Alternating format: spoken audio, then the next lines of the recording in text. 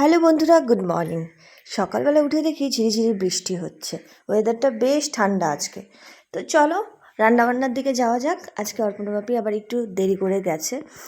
তো রান্নাবান্না করেছিলাম বন্ধুরা, এই দেখতে পাচ্ছি লাউ ঘন্ট ছোটো মাছ দিয়ে, আর করেছিলাম ডিম ভাজা আর বেগুন ভাজা, আর ছিল কচু বাটা। কচু বলতে ওই বড় কচুগুলো হয় না, নাম জানি না আমি, যদিও বাটা করেছিলাম। তারপর একটু মাজা খেয়ে নিলাম।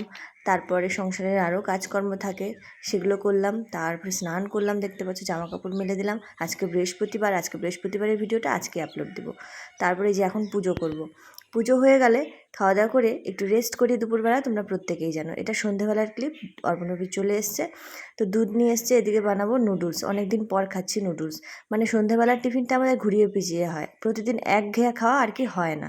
তো বন্ধুরা, নুডলস আমার রেডি। এটাতে সস টস দেওয়া রয়েছে, চিলি সস, এমনি টমেটো সস, আর এটা প্লেন রয়েছে। আমি আর অর্পণী বাপি খাবো।